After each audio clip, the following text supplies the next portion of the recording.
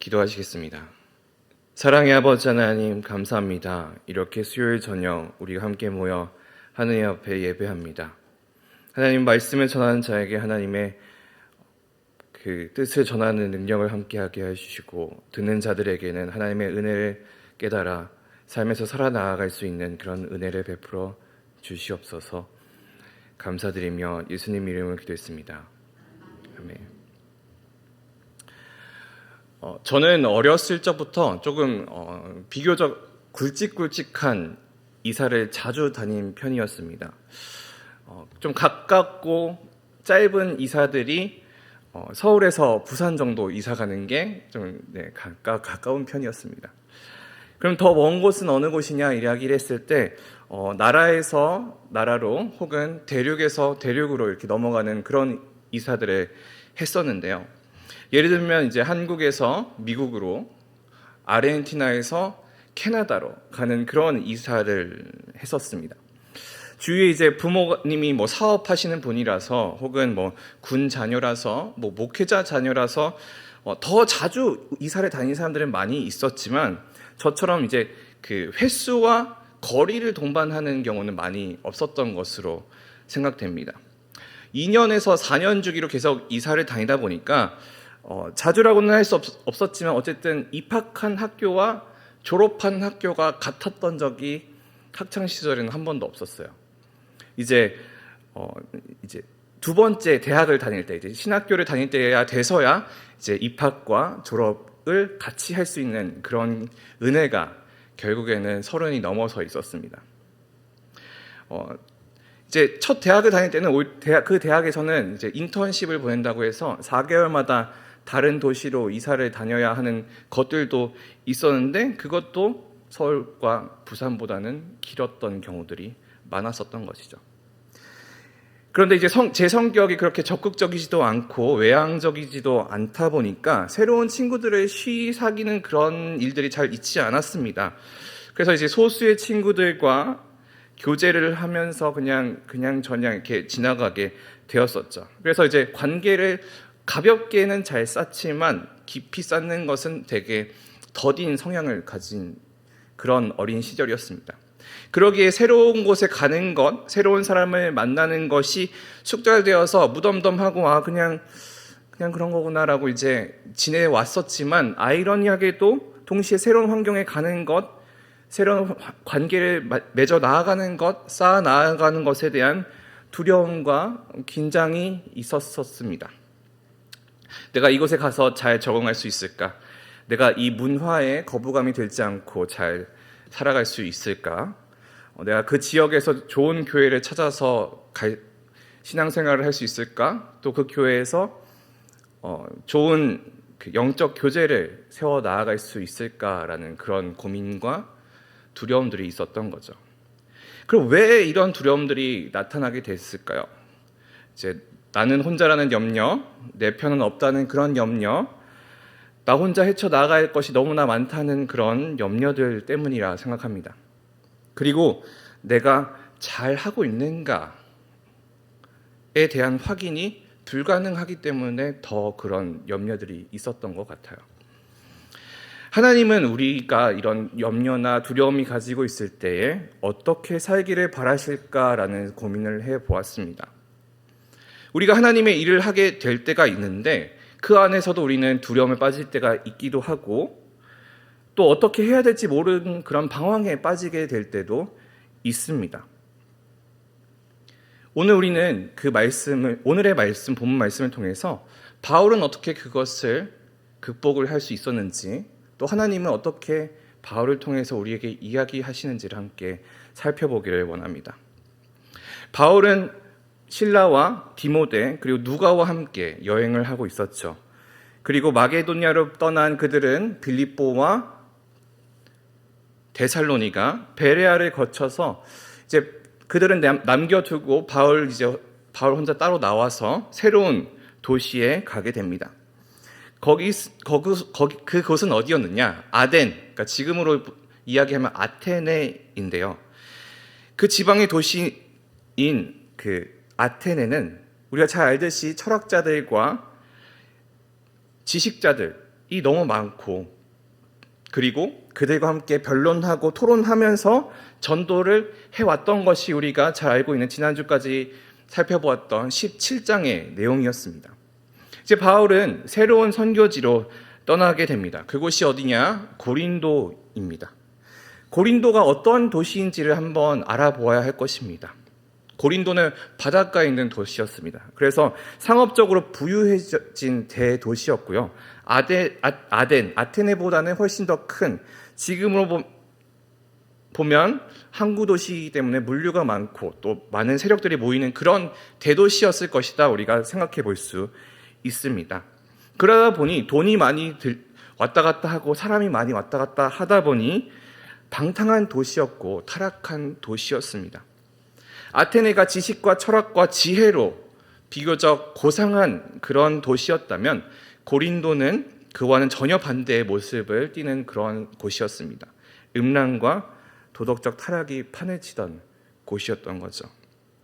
그런 방금까지 변론과 토론과 쟁론을 하면서 그렇게 있었던 고고한 지식이었던 바울은 완전 다른 곳으로 가게 되는 것이었죠.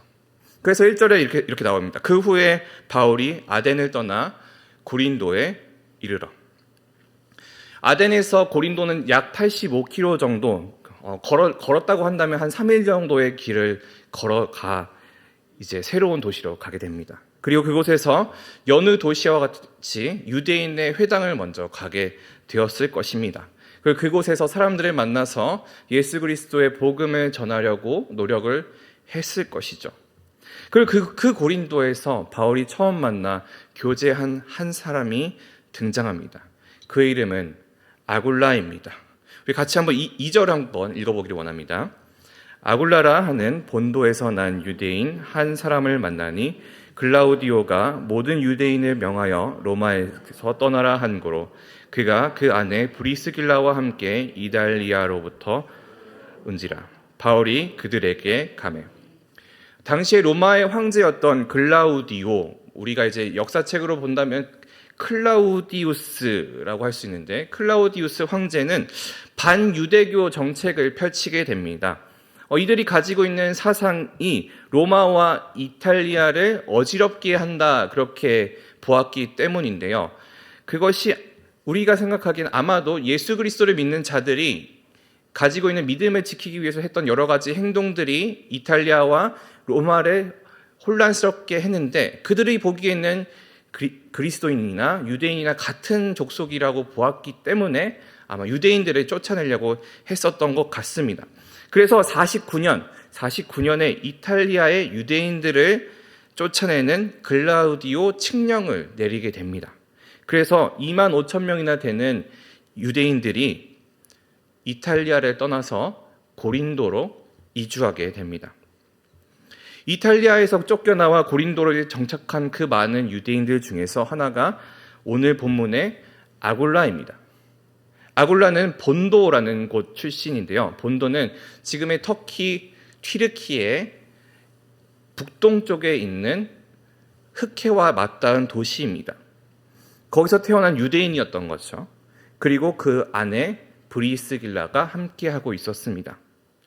우연히도 이 둘은, 브리스길라와 아굴라는 바울과 같은 공통점이 있었습니다. 그것이 무엇입니까?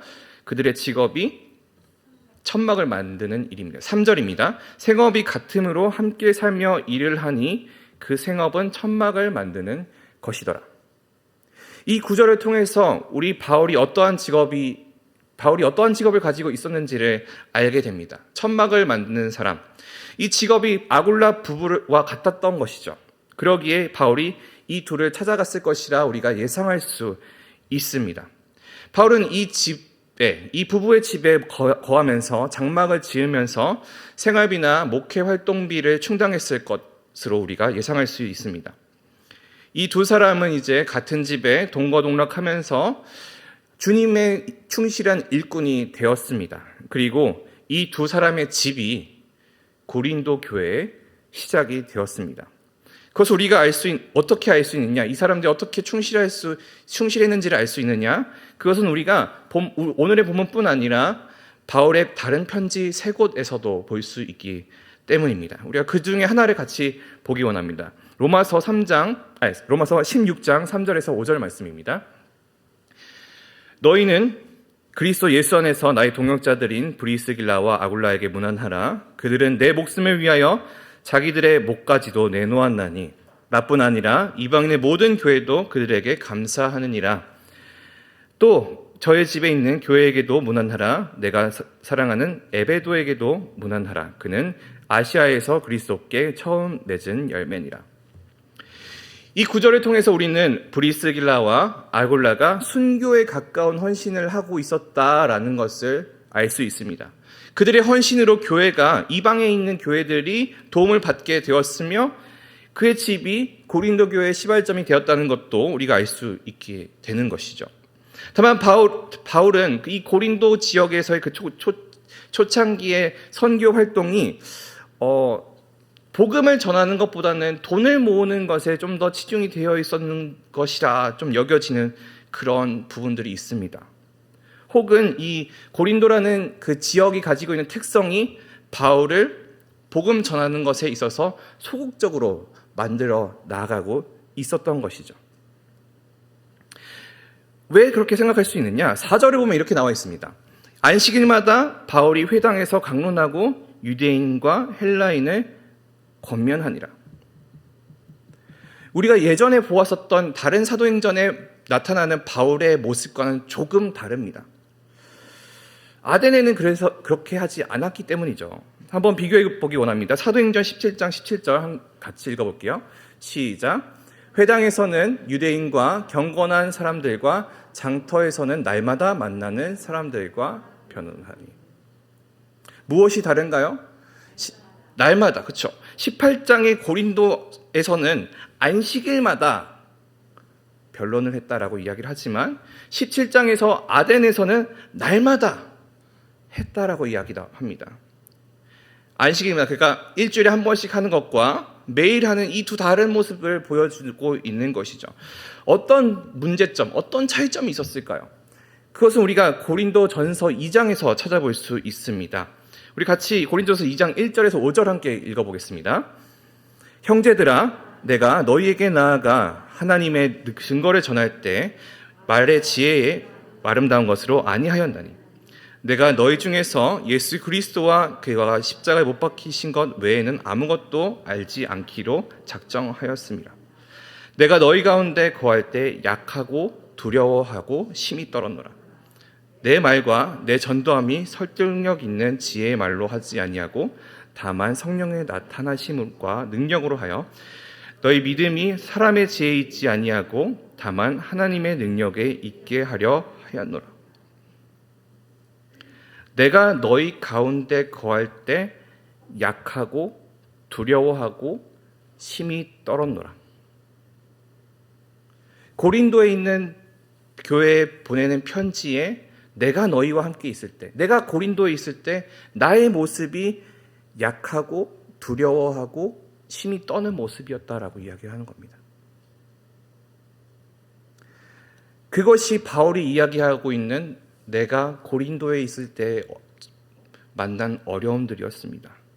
그리고 바울의 다짐을 통해서 우리가 그 반대를 통해 바울이 어떠한 모습을 가지고 처음에 이곳에서 복음을 전했는지를 생각해 볼 수 있는 것이죠.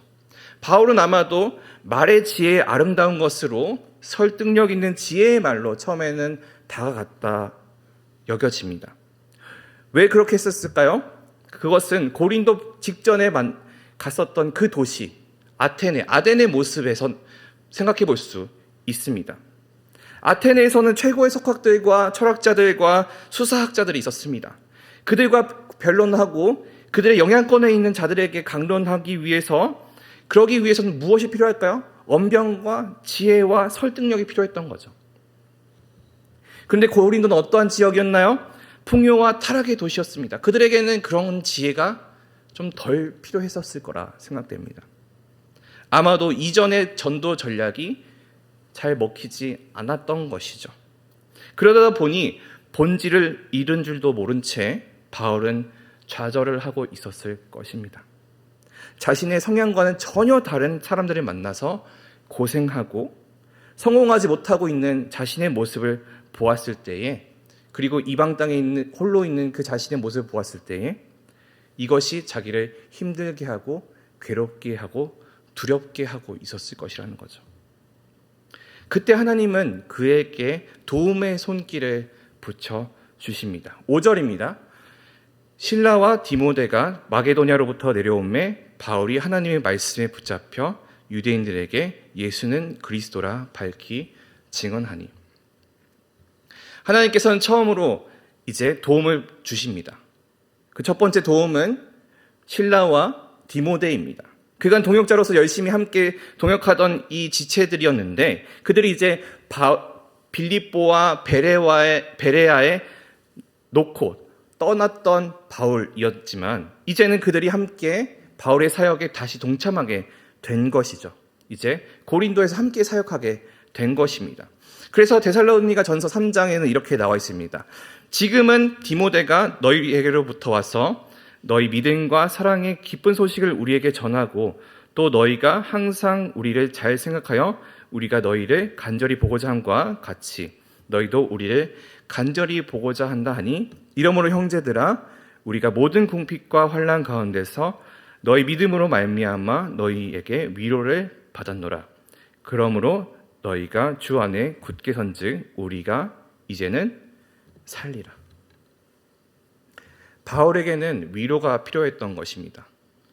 잘하고 있다. 너가 하고 있는 일이 헛되지 않다. 그런 위로가 필요했던 것이죠. 그리고 실라와 디모데가 그냥 자기 몸만 이렇게 달랑 데리고 온 것이 아니었습니다. 고린도후서 11장 8절 9절 말씀인데요. 내가 너희를 섬기기 위하여 다른 여러 교회에서 비용을 받은 것은 탈취한 것이라. 또 내가 너희와 함께 있을 때 비용이 부족하였을 때 아무에게도 누를 끼치지 아니하였음은 마게도냐에서 온 형제들이 나의 부족한 것을 보충하였음이라. 내가 모든 일에 너희에게 패 끼치지 않기 위하여 스스로 조심하였고 또 조심하리라. 또 있습니다. 빌립보서인데요. 빌립보 사람들아, 너희가 알거니와 복음의 시초에 내가 마게도냐를 떠날 때에 주고받은 내 일에 참여한 교회가 너희 외에는 아무도 없었느니라. 이것이 바울이 받은 두 번째 도움입니다. 마게도냐에서 온 두 사람이 그 두 지역의 도움을 받아서, 재정을 받아서 오게 된 것이었죠. 바울은 이제 더 이상 생활비, 목회 활동비를 벌기 위해서 주중에 장막을 만들 그 일을 할 필요가 없게 된 것입니다. 동역자들이 옴으로써 사역의 힘을 받은 것을 우리가 확인할 수 있죠. 그리고 이제는 집중해서 오늘의 말씀처럼 하나님의 말씀에 붙잡혀 유대인들에게 예수는 그리스도라 밝히 증언할 수 있게 된 것입니다. 도움의 손길을 통해서 바울을 막고 있었던 그 장애물들을 걷어낼 수 있게 된 것입니다. 하나님은 새로운 환경에서 어려움과 두려움에 처해 있는 바울에게 무엇을 하셨나요? 첫 번째로 하나님께서는 동역자를 붙여주시고 그들을 통해서 염려를 이겨낼 수 있게 하셨습니다. 하나님께서는 실라와 디모데를 통해서 바울이 혼자가 아님을 알려주고 그들의 손을 통해서 힘을 받아 한 걸음 더 나아갈 수 있게 하셨던 것이죠. 그런데 또 다른 어려움이 찾아오게 됩니다. 전도를 방해하는 세력들이 있었던 것이죠. 6절 함께 보기를 원합니다. 시작. 그들이 대적하여 비방하거늘 바울이 옷을 털면서 이르되 너희 피가 너희 머리로 돌아갈 것이요 나는 깨끗하니라. 이후에는 이방인에게로 가리라 하고. 유대인들이 바울을 찾아와 대적하고 비방하던 것이었습니다. 그들은 십자가에 못 박혀 죽은 그 예수님이 하나님의 저주를 받았기 때문에 그렇게 죽었다라고 주장하였습니다. 그리스도인들은 신성모독을 하고 있는 사람이다. 예수도 신성모독을 하였기 때문에 그렇게 저주받아 죽은 것이다 라고 여겼던 것이죠. 이 점점 거세지는 반대와 방해를 인해서 바울은 더 이상 계속해서 말씀을 전할 수 없게 되었습니다. 그러기에 바울은 그들 앞에 서서 상징적인 행동을 하게 되는데요. 그 하나는 무엇이냐? 옷을 터는 일이었으며, 그리고 또 다른 하나는 너희 피가 너희 머리로 돌아갈 것이다 라고 이야기하는 것입니다. 옷을 턴다는 의미는 우리가 쉽게 생각해 볼 수 있습니다. 이렇게 턴다는 거죠. 먼지를 떨어낸다. 내가 이곳에 나의 흔적을 없애겠다 하는 의미와 마찬가지라고 생각하시면 되겠습니다. 이곳에 일어나는 일에 대해서는 더 이상 나에게 책임이 없다. 나는 이제 너희를 거부할 것이다 하는 그런 뜻을 의미합니다. 그리고 피가 머리로 돌아갈 것이라는 것은 구약에 여러 번 나타나는 표현이긴 한데요. 너희의 행동에 너희가 책임을 져야 하고 벌을 받을 수 있다라는 걸 이야기합니다. 너희가 죽는 것은 너희의 탓이다. 너희는 너희 자신의 죗값으로 죽는 것이다 라는 것입니다. 그것은 무엇을 의미하느냐?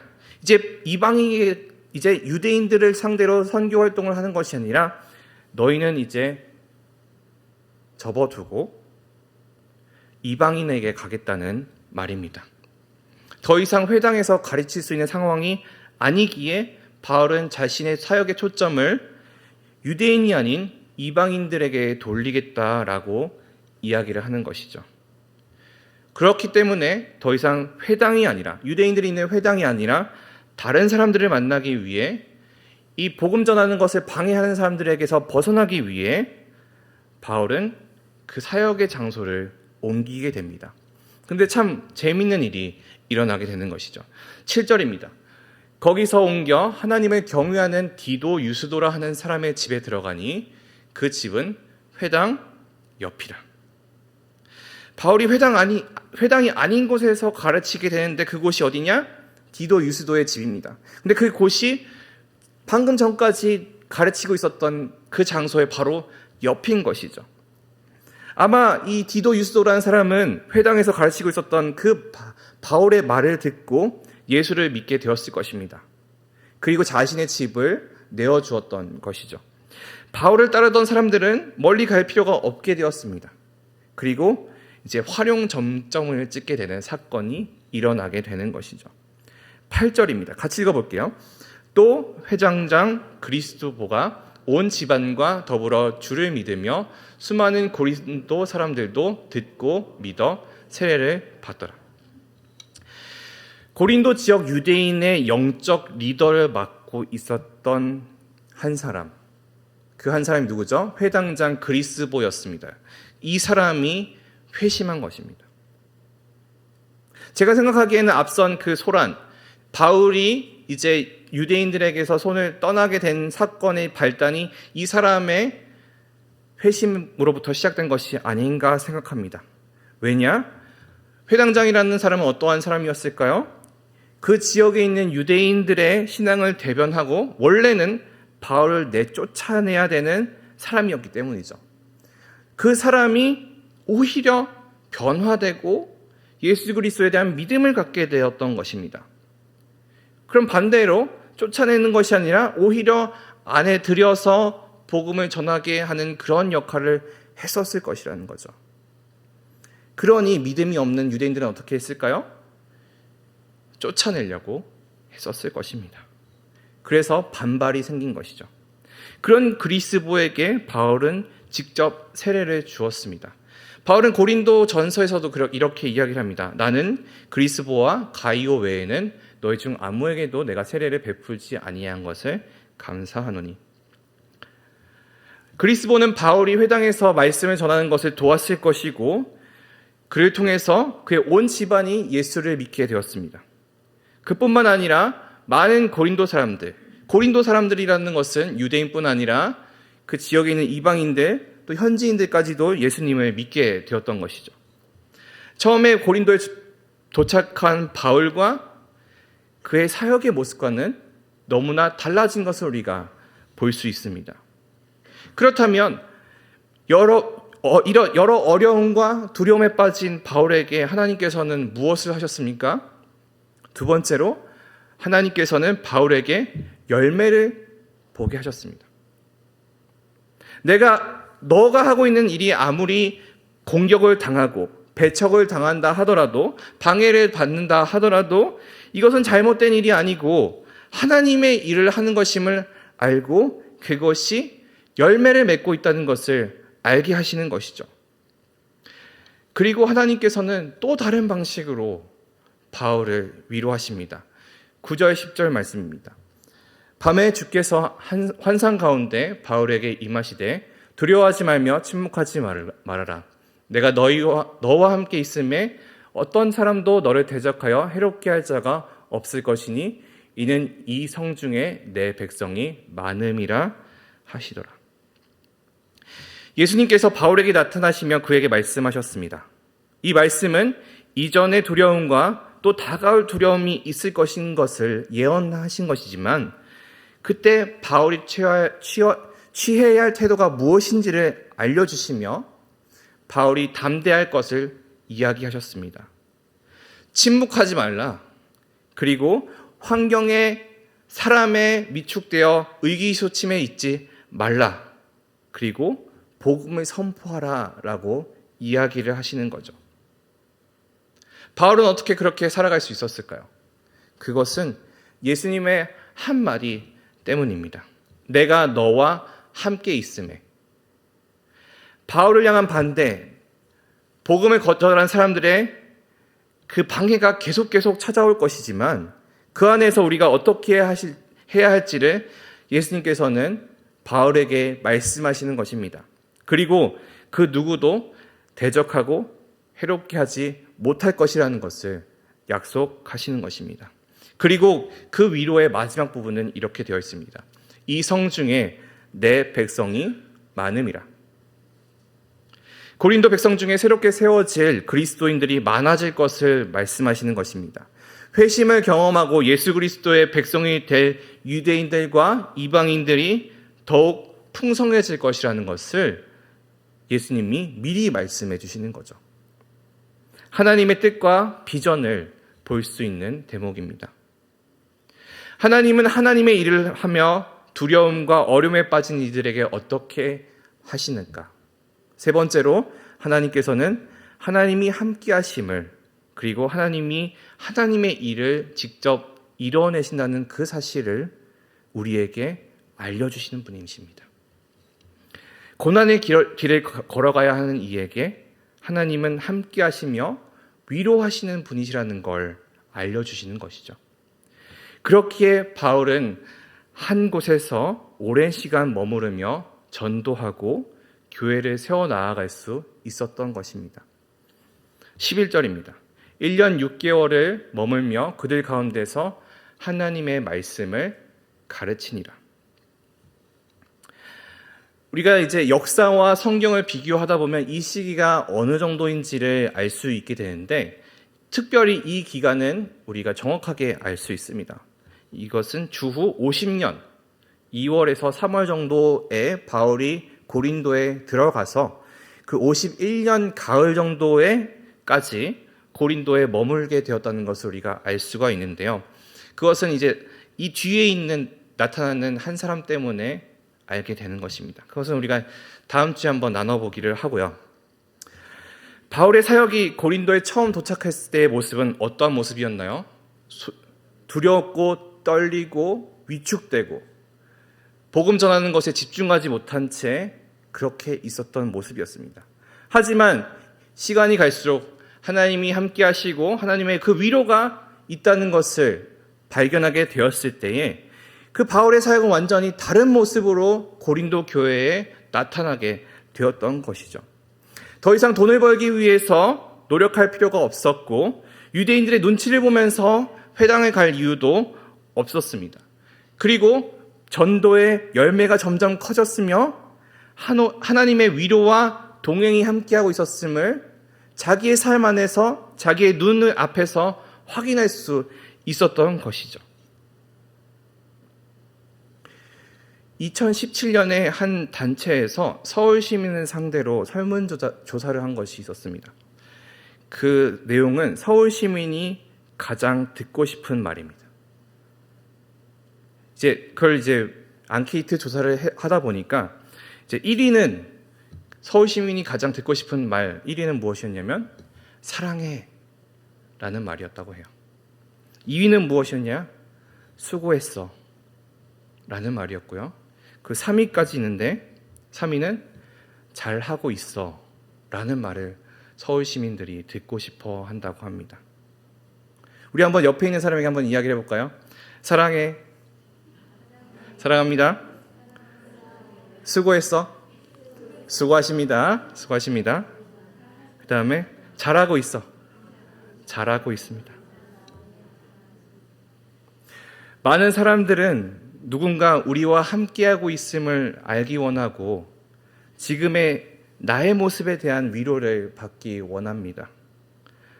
바울도 마찬가지였을 것 같습니다. 내가 얼마나 힘든지를 누군가 알아줬으면 좋겠고 내가 무슨 하나님의 일을 하는 데 있어서 두려워하지 않을 이유가 무엇인지를 알았으면 좋겠고 그리고 그것을 다른 사람과 함께 했으면 좋겠다는 그 마음이 있었을 거라 생각합니다. 우리도 마찬가지라 생각합니다. 하나님의 일을 한다고 하면서 어려움에 빠진 우리, 두려움에 빠진 우리, 고통에 빠진 우리들이 있습니다. 그런 상황에서 하나님은 바울에게 하나님께서 위로하셨듯 우리도 마찬가지로 위로하십니다. 내가 헛된 일을 하는 것이 아니고 잘하고 있다. 내가 함께한다 라고 말씀하시는 것이죠. 고린도전서 15장 58절 말씀을 같이 읽어보기를 원합니다. 시작. 그러므로 내 사랑하는 형제들아 견실하며 흔들리지 말고 항상 주의 일에 더욱 힘쓰는 자들이 되라. 이는 너희 수고가 주 안에서 헛되지 않은 줄 알미라. 하나님은 우리에게 동역자를 보내시고 그것을 통해 우리가 혼자가 아니라는 것을 알게 하시며 맺어지는 열매를 통해서 우리가 잘하고 있음을 확인시켜 주시고 또 말씀을 통해 하나님이 우리와 언제나 함께 하신다라는 것을 알려주십니다. 지금으로부터 제가 한 10년 정도 전에 합창을 하는 선교단체에서 사역을 한 적이 있었습니다. 당시에 한 가수의 공연에 이제 초청이 되어서 그 노래에 이 선교단체 단원들이 이제 코러스로 이제 노래를 하게 된 적이 있었는데 그분의 노래에는 이런 가사가 있습니다. 내가 만약 외로울 때면 누가 나를 위로해 주지? 혹시 그 질문의 답이 무엇인지 아십니까? 바로 여러분이라는 가사가 있고 그 가사가 제목인 거죠. 이 노래는 그 가수 윤복희 씨의 노래 여러분이라는 그 노래입니다. 이 노래는 비교적 잘 알려지지 않는 영어로 된 2절이 있습니다. 그 가사를 번역하면 그 한 부분이 이렇게 되어 있습니다. 너의 앞이 캄캄하고 보이지 않을 때 내가 너의 지팡이가 되어줄 것이며 너에게 사랑이 필요할 때는 그 사랑이 내가 되어줄 것이다. 누구나 이런 시련을 겪지만 그러나 내가 함께 할 거야. 그러니 믿음을 갖고 우뚝 서서 멈추지 말고 앞을 향해 전진하라. 그렇게 이야기하는 가사가 있습니다. 하나님은 우리에게 그러한 위로자가 되어주십니다. 내가 만약 외로울 때 누가 나를 위로해 주십니까? 바로 우리의 하나님이심을 늘 기억하며 살아가는 우리 모든 성도님들이 되기를 소망합니다. 기도하시겠습니다. 살아계신 아버지 하나님, 우리가 하나님의 일을 하면서 힘들고 외롭고 두렵고 어려울 때가 너무나 많습니다. 하지만 하나님, 우리와 함께 하시며 우리에게 동역자를 붙여주시고 또 우리에게 열매를 통하여 말씀하시는 그 하나님을 우리가 만나며 의지하며 살아가는 우리 모든 지체들이 되기를 소망합니다. 우리가 어려울 때에 우리에게 동역자를 붙여줬던 것처럼 우리가 힘들 때에 그 열매를 기대하게 하셨던 것처럼 우리가 어려울 때에 하나님 우리에게 말씀하셨던 것처럼 우리가 그러한 삶을 살아가는 그리고 그것을 통해 어려움을 이겨내며 하나님의 하나님을 바라보는, 하나님을 의지하는 우리의 심령들이 될 수 있도록 주님이 인도하여 주시옵소서. 감사드리며 예수님 이름 기도했습니다. 아멘.